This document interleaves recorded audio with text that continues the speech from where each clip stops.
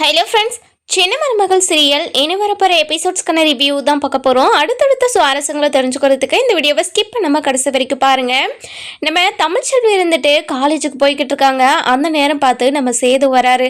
வந்த உடனே வண்டி நிப்பாட்டிட்டு, இங்கே பாரு, நீ ஏதோ எங்களுக்கு எதிராக பிரச்சாரம் பண்ண போறியாமே, அதுவும் 10 லட்ச ரூபாய் வாங்கி. நான் வேணா உனக்கு ஒரு ஐடியா கொடுக்கட்டுமா?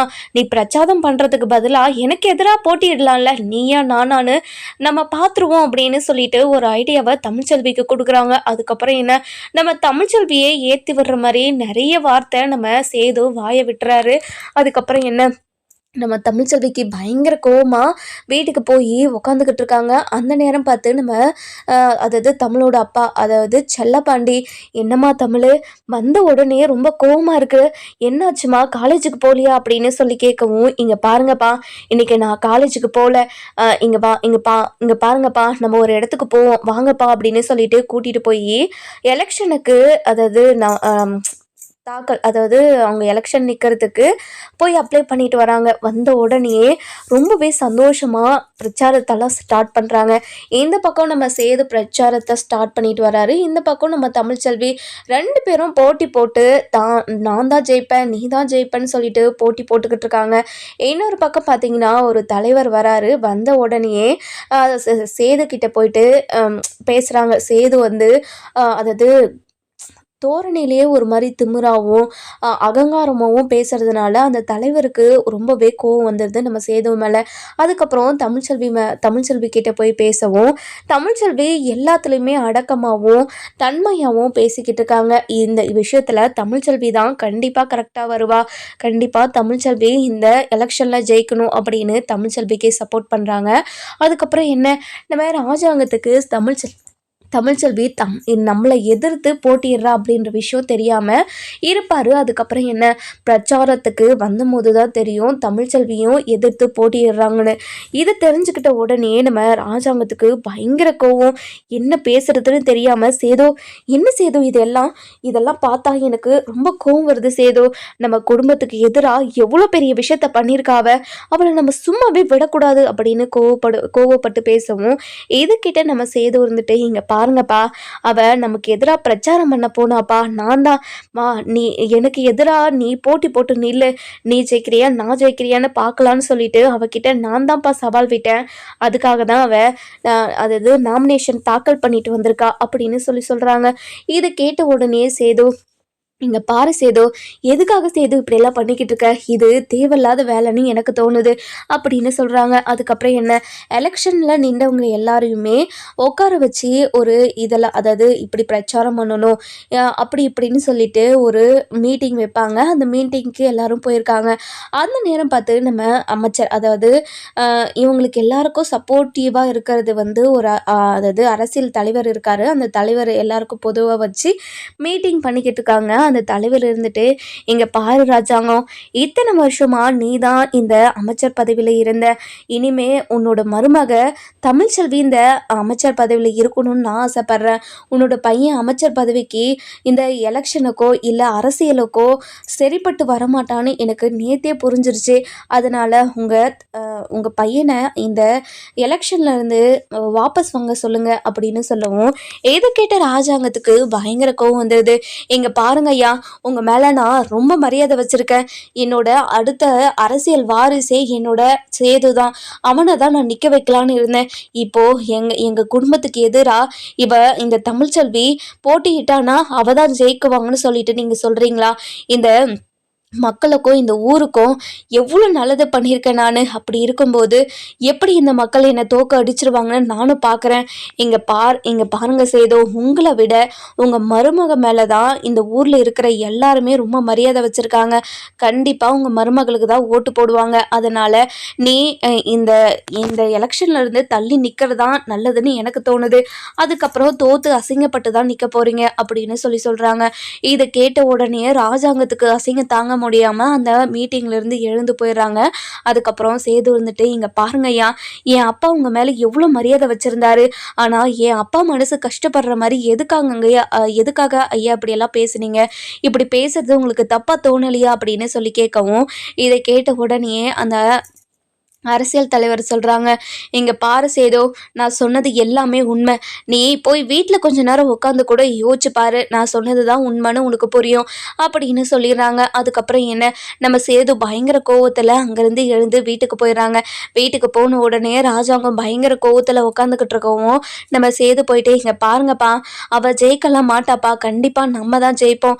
இந்த ஊருக்கு பண்ணிக்கிற நல்லதும் நம்ம ஒவ்வொன்றா பார்த்து பார்த்து பண்ணியிருக்கோம்ப்பா. கண்டிப்பாக இந்த ஊர் மக்கள் யாரும் அதை மறக்க மாட்டாங்க, நமக்கு தான் ஓட்டு போடுவாங்க, நீங்கள் கவலையே படாதீங்க அப்படின்னு சொல்லவும், இங்கே பாரு சேதோ, இத்தனை வருஷமா எனக்கு சாதகமாக பேசிக்கிட்டு இருந்தவர் இப்போ யாருக்கோ சாதகமாக பேசிக்கிட்டு இருக்காரு. இதெல்லாம் பார்த்துக்கிட்டு என்னால் எப்படி அமைதியாக உட்காந்துக்கிட்டு இருக்க முடியும்?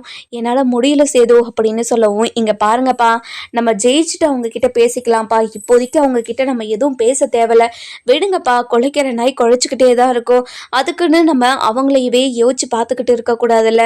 நீங்கள் அதை பற்றி விட்டுட்டு முதல்ல நம்ம எலெக்ஷனில் எப்படியெல்லாம் ஜெயிக்கலான்ற பற்றி மட்டும் பாருங்கப்பா அப்படின்னு சொல்கிறாங்க. இன்னொரு பக்கம் பார்த்தீங்கன்னா, நம்ம தமிழ்ச்செல்வி வீட்டுக்கு போகிறாங்க. வீட்டுக்கு போன உடனே நம்ம அது யார்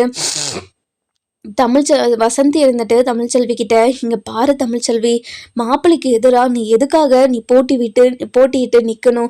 இது ரொம்ப தப்பு. மாப்பிள்ளை என்ன நினச்சிருப்பாரு?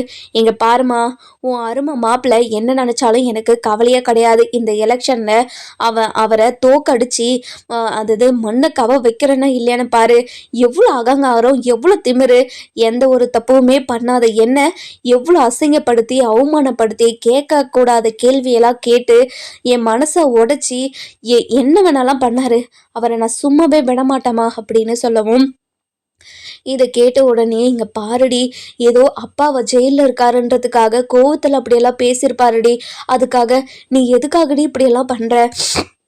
இப்படி பண்ணுறது ரொம்ப பெரிய தப்புடி, வேண்டாண்டி அப்படின்னு சொல்லவும், அந்த நேரம் பார்த்து சக்தியும் ஜெனியும் வீட்டுக்கு வராங்க. வந்த உடனே நம்ம சக்தி இருந்துட்டு, இங்கே பாரு தமிழ், நீ எலெக்ஷனில் நின்றுருக்கன்னு சொல்லிட்டு நான் கேள்விப்பட்டேன், ரொம்ப ரொம்ப சந்தோஷம், நீ தான் ஜெயிப்ப, கவலையே படாத, உனக்கு நாங்கள் பக்கத்துணையாக இருக்கோம் அப்படின்னு சொல்லவும், இதை கிட்ட நம்ம தமிழ்ச்செல்வி பயங்கரமாக சந்தோஷப்படுறாங்க. இங்கே பாருங்கண்ணே, எனக்கு நீங்கள் மட்டும்தான் இப்படி பாசிட்டிவாக பேசியிருக்கீங்க, இவ்வளோ நேரம் என் அம்மா என்னை திட்டிக்கிட்டு தான் இருந்தாங்க, என் அம்மா கிட்ட நீங்களாவது சொல்லி புரிய வைங்க. இங்க பாருங்கம்மா, எலெக்ஷன்ல நிக்கிறதுக்கு யாருக்கு வேணாலையும் உரிமை இருக்கு, இந்த உரிமையை யாராலையும் தட்டி பறிக்கலாம் முடியாது, இவங்க தான் நிக்கணும், இவங்க நிக்க கூடாது, காசு இருக்கிறவங்க தான் எல்லாம் பண்ணணும் அப்படின்ற எந்த ஒரு அவசியமும் இல்லை, நீங்க அதை பத்தி எல்லாம் கவலையே படாதீங்க, எல்லாத்தையுமே நாங்க பாத்துக்கிறோம் அப்படின்னு சொல்லவும், இல்ல மாப்பிள்ள, இல்ல தம்பி, என் மாப்பிள்ளைக்கு எதிராக தான் இவன் நின்றுருக்கா, அதுவும் அவன் என்னைக்கா இருந்தாலும் அங்கே போய் வாழ்கிற இடம் இல்லையா, அவங்கள பகைச்சிக்க கூடாது இல்லை அப்படின்னு சொல்லவும், இங்கே பாருங்கம்மா, அதுக்காக தமிழ்ச்செல்வியை எவ்வளோ வேணாலும் அசிங்கப்படுத்துவாங்க, அவமானப்படுத்துவாங்க, நம்ம பார்த்துக்கிட்டு அமைதியாக இருக்க முடியுமா? நீங்கள் அமைதியாக இருங்கம்மா, கண்டிப்பாக இனிமேல் எந்த பிரச்சனையும் வராது, நம்ம தமிழ்ச்செல்வி இந்த ஊருக்கே அமைச்சராகி டாக்டர் ஆகி ஒரு பெரிய பட்டத்தில் இருப்பாங்க, நீங்கள் கவலையே படாதீங்க அப்படின்னு சொல்லிட்டு நம்ம தமிழ்ச்செல்விக்கு ஊக்குவிக்கிறாங்க. நம்ம ஜெனியும் சக்தியும் அந்த நேரம் பார்த்து ஒரு 4 அடியாளுங்க வராங்க. வந்த உடனே நம்ம தமிழ்ச்செல்வியை பார்த்து, இங்கே பாருடி, இந்த அதாவது எலெக்ஷன்லேருந்து நீ வாபஸ் வாங்கலைன்னா உன்னை உயிரோடையே வைக்க மாட்டேன், அது மட்டும் இல்லாமல் உங்கள் குடும்பத்தையே வேறு எடுத்துருவேன் அப்படின்னு சொல்லவும், இங்க பாருடா, நீ யாருடா, யாரு சொல்லி நீங்க வந்த அப்படின்னு சொல்லி கேட்கவும், இங்க பாரு, உன்னோட புருஷன் தான் எங்களை இங்க அனுப்பி வச்சான், அதனாலதான் நாங்க இங்க வந்திருக்கோம் அப்படின்னு சொல்லவும், பாத்தியாமா, உன் அருமை மாப்பிள்ளை பண்ற வேலையை பாத்தியா, என்ன நேருக்கு நேரா தில்லா மோதுன்னு என்கிட்ட சொல்லிட்டு இப்போ கோழத்தனமா ஆளுங்களை அனுப்பி வச்சிருக்கான் பாரு அப்படின்னு சொல்லவும், தமிழ், இங்க பாரு தமிழ், மாப்பிள்ளை இப்படியெல்லாம் பண்ணியிருக்க மாட்டாரு தமிழ், இந்த மாதிரிலாம் பேசாத தமிழ் அப்படின்னு சொல்லவும், இங்க பாருங்கம்மா, கொஞ்ச நேரம் அமைதியா இருக்கீங்களா, உங்க மாப்பிள்ளை மேல இருக்கிற மரியாதை போதும், இனிமே அவர் மேல ஏதாவது மரியாதை வச்சிருக்க அப்படி இப்படின்னு ஏதாவது பேசுனேன் அவ்வளோதான், இங்கே பாருங்கடா, உங்களால் என்ன பண்ண முடியுமோ பண்ணிக்கோங்கடா, இனிமே இந்த வீட்டு பக்கம் வந்தீங்க அவ்வளோதான் உங்களுக்கு மரியாதை, போங்கடா அப்படின்னு சொல்லிட்டு துரத்தி விட்டுறாங்க. அதுக்கப்புறம் என்ன, நம்ம தமிழ்ச்செல்வி பயங்கரமாக யோசிச்சுக்கிட்டே இருக்காங்க, எதனால் இப்படியெல்லாம் பண்ணிட்டு இருக்காங்கன்னு சொல்லிட்டு யோசிச்சுக்கிட்டே இருக்காங்க. அதுக்கப்புறம் என்ன, நம்ம செல்லப்பாண்டி அதாவது தனியாக போய்கிட்டு இருக்காங்க, அதாவது ஈஸ்வரிக்கும் அதாவது சித்ராவும் ஒரு பிளானை பண்ணியிருக்காங்க, அதாவது நீதிமானை வச்சு எப்படியாவது செல்லப்பாண்டியை போட்டு தள்ளிட்டா இந்த பழியை சேது மேலே தூக்கி போட்டுடலாம், சேது தான் இந்த கொலையை பண்ணாரு அப்படின்னு எல்லாருக்கும் அந்த தமிழ்ச்செல்விக்கு அதாவது தமிழ்ச்செல்விக்கு நம்ம நம்ப வச்சுட்டா போதும், இனிமே ஜென்மத்துக்கும் தமிழ்ச்செல்வி இந்த வீட்டுக்கு வரவே மாட்டா அப்படின்னு ஒரு பிளானை போடுறாங்க. அதுக்கப்புறம் என்ன, நம்ம தமிழ்ச்செல்வி இருந்துட்டு அதாவது அடுத்த நாள் காலையில் பிரச்சாரத்துக்கு கிளம்பிடுறாங்க. இந்த பக்கம் பார்த்தீங்கன்னா நம்ம அதாவது நம்ம செல்லப்பாண்டி இருந்துட்டு ரொம்பவே சந்தோஷமாக தன்னோட பொண்ணு அரசியலுக்கு போக போகுது அப்படின்னு நினச்சி ரொம்ப சந்தோஷமாக நடந்து போய்கிட்டு இருக்காங்க. அந்த நேரம் பார்த்து அடையாளம் தெரியாத, அதாவது மூஞ்செல்லாம் கவர் பண்ணிக்கிட்டு மாஸ்க் போட்டுக்கிட்டு 4 பேர் வந்து நம்ம செல்லப்பாண்டியை தூக்கிட்டு போயிடுறாங்க. தூக்கிட்டு போய் அப்படியே கழுத்தறுத்து கீழே போட்டு போயிடுறாங்க. அங்கே இருந்த 4 பேர் ரொம்பவே பதறி போய் போலீஸ்க்கு கால் பண்ணி சொல்கிறாங்க. சொன்ன உடனே போலீஸும் உடனடியாக வந்து என்ன ஏதுன்னு செக் பண்ணிக்கிட்டு இருக்காங்க. அதுக்கப்புறம் என்ன, அக்கம் பக்கம் இருக்கிறவங்கள விசாரித்து பார்த்ததில் அவங்க ஃபுல்லாக முகமுடி போட்டிருந்தாங்க. அவங்க அவங்க கை கால் கூட தெரியாத அளவுக்கு க்ளோவ்ஸ் போட்டிருந்தாங்க. அப்படி இப்படின்னு சொல்லுவோம். அதுக்கப்புறம் போலீஸ் இருந்துட்டு அதாவது இவர் யார் என்னன்னு சொல்லிட்டு விசாரிச்சுக்கிட்டு இருக்கவும் அதாவது அவர் பேக்கெட்டில் ஒரு ஃபோட்டோ இருக்குது, தமிழ்ச்செல்வியோட ஃபோட்டோ. இதை பார்த்த உடனே அப்போ தான் புரியுது, அமைச்சரோட மருமகளோட அப்பா போல இது அப்படின்னு சொல்லி நினச்சிக்கிறாங்க. அதுக்கப்புறம் என்ன, நம்ம தமிழ்ச்செல்விக்கு கால் பண்ணுறாங்க. கால் பண்ணி தமிழ்ச்செல்வி கிட்ட, இங்கே பாருமா நான் போலீஸ் பேசுகிறேன் அப்படின்னு சொல்லவும், சொல்லுங்கள் சார் என்ன சார் விஷயம் அப்படின்னு சொல்லி கேட்கவும், அதுக்கப்புறம் என்ன, நம்ம தமிழ்ச்செல்வி இருந்துட்டு ரொம்பவே பதறி போய், என்ன சார் எதுக்காக எனக்கு கால் பண்ணியிருக்கீங்க அப்படின்னு சொல்லி கேட்கவும், இங்கே பாருமா தமிழ்ச்செல்வி, செல்லப்பாண்டின்றது உன்னோட அப்பாவா அப்படின்னு சொல்லி கேட்கவும், ஆமாம் சார் என்னோட அப்பா தான், சொல்லுங்கள் அப்படின்னு சொல்லி கேட்கவும், அதுக்கப்புறம் என்ன, நம்ம தமிழ்ச்செல்வி கிட்ட, இங்கே பாருமா 4 அடையாளம் தெரியாத 4 பேர் உங்கள் அப்பாவை கொன்னுட்டு போயிட்டாங்கம்மா அப்படின்னு சொல்கிறாங்க. இதை கேட்ட உடனே நம்ம தமிழ்ச்செல்விக்கு உசுரே போயிடுது. சார் என்ன சார் சொல்கிறீங்க, நீங்கள் சொல்கிறது எல்லாமே உண்மையா? இல்லை சார், என் அப்பாவுக்கு எதுவும் ஆகக்கூடாது சார். சார் ப்ளீஸ் சார், என் அப்பாவை ஹாஸ்பிட்டலுக்கு கூட்டிகிட்டு போங்க சார். இங்கே பாருமா, எங்களை மன்னிச்சிருமா, அவங்க அதாவது அவங்க பண்ணிட்டு போன அடுத்த 5வது நிமிஷத்தில் அவர் உயிர் போயிடுச்சுமா, எங்களை மன்னிச்சிருமா அப்படின்னு சொல்லவும், அப்பா அப்படின்னு சொல்லிட்டு பயங்கரமாக அழுக ஆரம்பிச்சிடறாங்க. அதுக்கப்புறம் வசந்தியும் நம்ம தனமும் வந்து, அக்கா என்னாச்சுக்கா அப்படின்னு சொல்லி கேட்கவும், தனம், அப்பாவை யாரோ அடையாளம் தெரியாத 4 பேர் சாவடிச்சிட்டாங்களாம் அப்படின்னு சொல்கிறாங்க. இதை கேட்ட உடனே தனம் வசந்தின்னு சொல்லிட்டு எல்லாருமே பயங்கரமாக அழுதுகிட்டு இருக்காங்க. அதுக்கப்புறம் என்ன, போலீஸ் ஸ்டேஷனுக்கு போகிறாங்க. போய் தன்னோட அப்பாவோட சடலத்தை பார்க்கவும் அப்படியே நொறுங்கி போயிடுறாங்க. அதுக்கப்புறம் என்ன, எல்லா ப்ரொசீஜரையும் முடிச்சுட்டு நம்ம செல்லப்பாண்டியோட சடலத்தை வீட்டுக்கு கொண்டு வராங்க. வீட்டுக்கு கொண்டு வந்து வச்சுட்டு பயங்கரமாக அழுதுகிட்டே இருக்காங்க. என்ன பண்ணுறது ஏது பண்ணுறதுன்னு தெரியாமல் தமிழ்ச்செல்வி ரொம்பவே முழிச்சுக்கிட்டு இருக்காங்க. அதுக்கப்புறம் என்ன, நம்ம தமிழ்ச்செல்விக்கு ஆதரவாக இருந்த அரசியல்வாதி எல்லாருமே தமிழ்ச்செல்வியோட அப்பா சடங்குக்கு வராங்க. அதுக்கப்புறம் என்ன, நம்ம கருப்புக்கு இந்த விஷயம் தெரிய வருது. தெரிஞ்ச உடனே ரொம்பவே ஷாக்கிங்காக அதாவது வீட்டுக்கு போய் சொல்கிறாங்க. ராஜாங்கத்துக்கிட்ட, நம்ம அப்பத்தா கிட்ட, சேது கிட்ட, மோகனா, மலர் அப்படின்னு எல்லார்கிட்டையும் சொல்லிக்கிட்டு இருக்காங்க. இப்படி தான் அடையாளம் தெரியாத 4 பேர் செல்லப்பாண்டியை சாவடிச்சுட்டு போயிட்டாங்களாம் அப்படின்னு சொல்லவும், இதை கேட்ட நம்ம சேது இருந்துட்டு அசால்ட்டாக பார்க்குறாங்க. அதுக்கப்புறம் என்ன, நம்ம அப்பத்தா தான் ரொம்பவே பதறி போய், கருப்பு என்ன சொல்கிற கருப்பு, உண்மையாவா, இது எல்லாமே உண்மையாக நடந்ததா அப்படின்னு சொல்லி கேட்கவும், ஆமாங்க அம்மாச்சி, இது எல்லாமே உண்மையாக நடந்ததுதான். தமிழ்ச்செல்வி ரொம்பவே அழுதுகிட்டு பேசிச்சு, ரொம்ப கஷ்டமாக இருந்துச்சு எனக்கே, நான் போய் பார்த்துட்டு வந்துடுறேன் அப்படின்னு சொல்லவும், இதை கேட்டு சேது வந்துட்டு, இங்கே பாருங்க மாமா, உங்கள் தங்கச்சியை பார்க்க போனேன், அப்படி போனேன் இப்படி போனேன்னு சொல்லிட்டு போனீங்கன்னா இனிமேல் இந்த பக்கமே வரக்கூடாது, இனிமேல் அங்கேயே இருந்துடணும் அப்படின்னு சொல்லவும், என்ன மாப்பிள்ள இப்படியெல்லாம் பேசிக்கிட்டு இருக்க, இங்கே பாரு மாப்பிள்ள, தமிழ்ச்செல்வி என்னோட தங்கச்சி மாதிரி, என் தங்கச்சிக்கு இவ்வளோ பெரிய கஷ்டம் வந்திருக்கும் போது அவளுக்கு பக்கத்தோனியாக நான் இருக்கணும். இங்கே பாரு, இப்படி உன்ன மாதிரி மனசாட்சி இல்லாமலாம் என்னால் இருக்கவே முடியாது. எப்படி மாப்பிள்ள உன்னால் இப்படியெல்லாம் இருக்க முடியுது, நீ இப்படியெல்லாம் இருக்க மாட்டியே, என்னாச்சு மாப்பிள்ள உனக்கு அப்படின்னு சொல்லி கேட்கவும், இதை கேட்ட உடனே நம்ம சேது இருந்துட்டு, இங்கே பாருங்க மாமா, நீங்கள் அங்கே போகாதீங்கன்னா போகாதீங்க, எதுக்கு நீங்கள் அங்கே போகணும், அங்கே போய் நீங்கள் என்ன பண்ண போகிறீங்க, அவன் நம்ம குடும்பத்துக்கு எவ்வளோ பெரிய துரோகத்தை பண்ணிட்டு போனான்னு உங்களுக்கு தெரியுமா தெரியாதா, அப்படி தெரிஞ்சிருந்தோம் எப்படி உங்களால் அவளை பற்றி இப்படியெல்லாம் யோசிக்க முடியுது, அங்கே பாருங்க மாமா, நான் இப்போ சொல்கிறது தான், நீங்கள் அங்கே போனால் திரும்ப இங்கே வரவே கூடாது அப்படின்னு சொல்லிடுறாங்க. இதை கேட்டு நம்ம ஈஸ்வரி இருந்துட்டு, இங்கே பாரு கருப்பு, சேது சொன்னது தான், நீ அங்கே போகணுன்னா திரும்பவும் இந்த வீட்டுக்கு வரவே முடியாது, நல்லா யோசித்து ஒரு முடிவு அப்படின்னு சொல்கிறாங்க. இதை கேட்ட உடனேயே நம்ம கருப்பு இருந்துட்டு, இங்கே பாருங்கள், இந்த குடும்பத்தில் இருக்கிற எல்லாருமே இப்படி மனசாட்சி இல்லாமல் பேசுவீங்கன்னு நான் கொஞ்சம் கூட எதிர்பார்க்கவே இல்லை. இப்படி ஒரு மனசாட்சி இல்லாத ஒரு வீட்டில் நான் இருக்கணுன்ற அவசியமும் கிடையாது. நான் இனிமே அங்கே இருந்துக்கிறேன். இந்த மாதிரி ஒரு கேடுகட்ட குடும்பத்தில் என்னால் இருக்கணும்னு அவசியமே இல்லை அப்படின்னு சொல்லிட்டு கண்டபடி பேசிட்டு நம்ம கருப்பு இருந்துட்டு தமிழ்ச்செல்வியை பார்க்க போயிடுறாங்க. அதுக்கப்புறம் அப்பதான் இருந்துட்டு இங்கே பாரிய ராஜாங்கம் என்னதான் இருந்தாலையும் தமிழ்ச்செல்வியோட அப்பா, நம்ம வீட்டு மருமகளோட அப்பா இறந்துருக்காரு. இவ்வளோ பெரிய துக்கம் நடந்திருக்கு. அவளுக்கு ஆதரவாக நம்ம 4 வார்த்தை பேச தேவையில்லையா? அவளுக்கு சப்போர்ட்டாக இருக்க தேவையில்லையா? அவளுக்கு உறுதுணையாக இருக்கணும்ல? வாயா ராஜாங்கம், நம்ம போயிட்டு வந்துடுவோம் அப்படின்னு சொல்லவும், இங்கே பாருங்க அத்தா, நான் சொன்னது தான், நம்ம குடும்பத்துக்கு எவ்வளோ பெரிய துரோகத்தை பண்ணியிருக்கா. அது மட்டும் இல்லாமல் சேதுக்கு எதிராக கட்சி தொடங்கியிருக்கா. இதை என்னால் ஏற்றுக்கவும் முடியாது, ஜீர்ணிச்சிக்கவும் முடியாது. அதனால் நீங்கள் இதை பற்றி பேசாதீங்க அப்படின்னு சொல்லிடுறாங்க. அதுக்கப்புறம் என்ன, நம்ம ஈஸ்வரி இருந்துட்டு, இங்கே பாருங்கத்த, நீங்கள் எதுக்காக தமிழ்ச்செல்விக்கு இவ்வளோ தூரம் சப்போர்ட் பண்ணிக்கிட்டே இருக்கீங்க? அவள் நம்ம குடும்பத்துக்கு பண்ணது எல்லாத்தையும் நீங்கள் மறந்துட்டீங்களா? அவளால் நம்ம குடும்பத்தில் இருக்கிற எல்லாரும் எவ்வளோ தூரத்துக்கு கஷ்டப்பட்டோம். ஆனால் நீங்கள் அது எதுவுமே மனசில் வச்சுக்காம இப்போ உங்கள் போகலாம் செய்யலான்னு சொல்லிட்டு பேசிக்கிட்டு இருக்கீங்க. நீங்கள் அமைதியாகவே இருக்க மாட்டீங்களா அப்படின்னு சொல்லவும், நம்ம அதாவது சித்ரா இருந்துட்டு, ஆமாம் அப்போ ஏன் அப்போ இப்படியெல்லாம் பண்ணிக்கிட்டு இருக்கீங்க? இப்படி பண்ணுறது உங்களுக்கே கொஞ்சம் கூட மனசாட்சின்றது ஒன்று இல்லவே இல்லையா அப்பதா அப்படின்னு சொல்லி கேட்கவும், நம்ம மோகனா இருந்துட்டு, சித்ரா நீ கொஞ்ச நேரம் அமைதியாக இரு. இங்கே பாருங்க அத்தை, நீங்கள் சொல்கிறது கரெக்டு தான் அத்தை. என்னதான் இருந்தாலும் தமிழ்ச்செல்வி நம்ம வீட்டில் மருமகளாக இருந்தவ, அவளோட அப்பா இறந்துருக்காங்கன்னா நம்ம அவளுக்கு சப்போர்ட்டாக நிற்கிறது தான் கரெக்டு.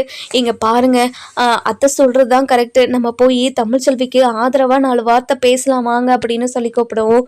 மோகனா, என்ன மோகனா, நீயும் அவங்க கூட சேர்ந்து பேசிக்கிட்டு இருக்க, இந்த மாதிரியெல்லாம் நீ பேசக்கூடாது அப்படின்னு சொல்லிடுறாங்க. இதை கேட்ட உடனே ராஜாங்கத்துக்கு என்ன பண்ணுறது ஏது பண்ணுறதுனே தெரியல. இன்னொரு பக்கம் பார்த்தீங்கன்னா நம்ம கருப்பு இருந்துட்டு தமிழ்ச்செல்வி கிட்ட போயிடுறாங்க. போன உடனே என்ன தமிழ் இதெல்லாம் அப்படின்னு சொல்லிட்டு பதறி போய் கேட்கவும், அண்ணன் இங்கே பாருங்கண்ணே, என் அப்பாவோட நிலைமையை பாருங்கண்ணே அப்படின்னு சொல்லி அழுதுகிட்டே சொல்லவும், இங்கே பாருமா, யாருமா இப்படியெல்லாம் பண்ணது? இங்கே பாருங்கண்ணே, உங்கள் மாப்பிள்ளை தானே, உங்கள் மாப்பிள்ளை தான் இது எல்லாத்தையுமே பண்ணது. உன் அருமை சேது இருக்கான்ல, அவன் தான் இது எல்லாத்தையுமே பண்ணது. என்னம்மா சொல்கிற? சேதுவா? ஆமாண்ணே. இங்கே பாருங்கண்ணே, நைட்டு 4 பேர் வந்திருந்தாங்கண்ணே எங்கள் வீட்டுக்கு வந்து, நீ அரசியலை விட்டு வெளியே போகலண்ணா நான் கண்டிப்பாக உங்களை வேரோடு அறுத்துருவேன் அப்படி இப்படின்னு என்னை மிரட்டிட்டு போனாங்கண்ணே. ஆனால் காலையில் இப்படி என் அப்பாவை பண்ணுவாங்கன்னு சத்தியமாக நான் எதிர்பார்க்கவே இல்லைண்ணே. எனக்கு எவ்வளோ கஷ்டமாக இருக்குது தெரியுமா? இந்த கஷ்டத்தை எப்படி உங்ககிட்ட சொல்கிறதுன்னு கூட எனக்கு தெரியல. எனக்கு அவ்வளோ கஷ்டமாக இருக்குது அப்படின்னு அப்படியே தேம்பி அழுதுகிட்டே சொல்லவும், இங்கே பாருமா தமிழ், இந்த விஷயத்த நைட்டே எனக்கு ஃபோன் பண்ணி சொல்லியிருக்கிறான்ல, நானாவது உனக்கு பக்கத்துணையாக வந்து நின்றுப்பேன்ல, ஏன் தமிழ் இப்படியெல்லாம் பண்ண அப்படின்னு சொல்லி கேட்கவும், இங்கே பாருங்கண்ணே, அரசியலுக்கு வந்தால் இந்த மாதிரி 4 மிரட்டலும் உருட்டலும் வந்துட்டே தான் இருக்கும் அப்படின்னு அசால்ட்டாக விட்டுட்டேனே. இப்போ என் அப்பாவை நான் இழந்துட்டேனே அப்படின்னு பயங்கரமாக அழுதுகிட்டு இருக்காங்க. அதுக்கப்புறம் நம்ம வசந்தி இருந்துட்டு, தம்பி இங்கே பாரு தம்பி, என் வீட்டுக்காரை பாரு தம்பி, என் வீட்டுக்காரு என்ன நிலமையில இருக்காருன்னு பாரு தம்பி அப்படின்னு சொல்லிட்டு பயங்கரமாக எழுதுக்கிட்டு இருக்கவும், நம்ம கருப்புக்கு என்ன ஆறுதல் சொல்கிறதுனே தெரியல. பயங்கரமான ஒரு மனக்குழப்பத்தில் இருக்காரு. அதுக்கப்புறம் என்ன, நம்ம தமிழ்ச்செல்வி இருந்துட்டு, இங்கே பாருங்கண்ணே, உங்கள் அந்த சேதுவை மட்டும் நான் சும்மாவே விடமாட்டேன். என் அப்பாவுக்கு இப்படி ஒரு நிலைமையை ஆக்கணும, அவனை நான் சும்மாவே விடமாட்டேன். இனிமே அவன் இந்த ஊர்லேயே இல்லாத மாதிரி அவனை என்ன பண்ணுறன்னு மட்டும் பாருங்கள். இங்கே பாருமா தமிழ், சேது இப்படி பண்ணுற ஆள் இல்லைன்னு உனக்கே தெரியும் இல்லைம்மா, அவன் மேலே எதுக்குமா சந்தேகப்படுற? இங்கே பாருங்கண்ணே, நைட்டு வந்த ஆளுங்க அவன் தான் இது எங்களை அனுப்பிவிட்டான், நீ அரசியலை விட்டு போகணும், அவருக்கு எதிராக நீங்கள் போட்டிடுறது அவருக்கு பிடிக்கல அப்படி இப்படின்னு சொல்லி தான் எங்களை மிரட்டிட்டு போனான். இப்போது எங்களை சாவடிச்சிட்டான், என் குடும்பத்தையே வேறே அறுத்து விட்டுட்டு போயிட்டானே அப்படின்னு சொல்லிட்டு பயங்கரமாக அழுதுகிட்டு இருக்காங்க. அதுக்கப்புறம் என்ன, நம்ம மலருக்கு மனசு தாங்க முடியாமல் தமிழ்கிட்ட வந்து துக்கத்தை ஷேர் பண்ணிக்கிட்டு இருக்காங்க. அதுக்கப்புறம் என்ன, நம்ம செல்லப்பாண்டியோட சடலமும் அதாவது இறுதி சடங்கு முடிஞ்சு கிளம்புது. அதுக்கப்புறம் என்ன, நம்ம தமிழ்ச்செல்வி பயங்கரமாக அழுதுகிட்டு இருக்காங்க. நம்ம செல்லப்பாண்டியை அடக்கமும் பண்ணிட்டு வந்துடுறாங்க. எல்லா சடங்கும் முடிஞ்சிருது. அதுக்கப்புறம் அரசியல்வாதிங்க, வீட்டுக்கு வந்தவங்க, அக்கம் பக்கத்தில் இருக்கிறவங்கன்னு சொல்லிட்டு எல்லாருமே அவங்கவுங்க வீட்டுக்கு போயிடுறாங்க. அதுக்கப்புறம் வசந்தி, நம்ம கருப்பு, மலர், அதுக்கப்புறம் நம்ம தமிழ்ச்செல்வி அப்படின்னு இவங்க மட்டும்தான் உட்காந்துக்கிட்டு இருக்காங்க. நம்ம தமிழ்ச்செல்வி ரொம்பவே ஆவேசமாக உட்காந்துக்கிட்டு இருக்கவும் இதை பார்த்த மலர் இருந்துட்டு, இங்கே பாருடி, இங்கே பாரு தமிழ், நடந்தது நடந்து போச்சு, இனிமே நம்ம எதை பற்றியும் யோசிக்க தேவையில்ல சரியா, எதை பற்றியும் யோசிக்காம இனிமே என்ன நடக்க போகுதுன்னு மட்டும் பாரு சரியா அப்படின்னு சொல்லவும், எப்படிக்கா, எப்படி என்னால் சும்மா விட முடியும், என்னால் இந்த விஷயத்த சும்மா விடவே முடியாது, என் அப்பா நிலைமை, என் அப்பா இந்த இவ்வளோ தூரத்துக்கு ஆளாக்குன அவனை நான் சும்மாவே விட மாட்டேன் அப்படின்னு சொல்லவும், இங்கே பாரு தமிழ், நான் இப்போவும் சொல்கிறேன், சேது மாமா இதை பண்ணியிருக்க மாட்டாரு, நீயும் அதை நம்பு ப்ளீஸ் தமிழ் அப்படின்னு சொல்லவும், எப்படிக்கா, எப்படி என்னை நம்ப சொல்கிறீங்க, என் மேலே நம்பிக்கை வைக்காதவர் மேலே நான் எதுக்காக நம்பிக்கை வைக்கணும், எனக்கு நம்பிக்கை வைக்கணுன்ற அவசியம் கிடையவே கிடையாது, நான் நம்பிக்கை வைக்கவும் மாட்டேன் அப்படின்னு சொல்லிடுறாங்க.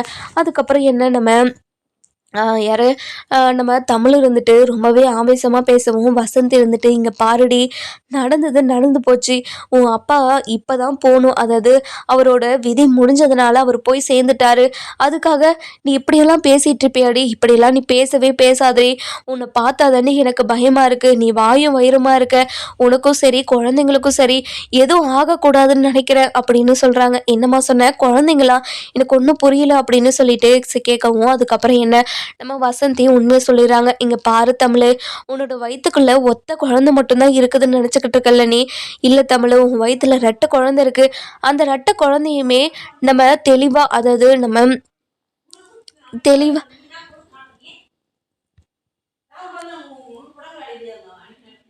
தெளிவாக நீ தெளிவாக இருக்கணுன்றதுக்காக தான் நான் சொல்கிறேன் அப்படின்னு சொல்லிடுறாங்க.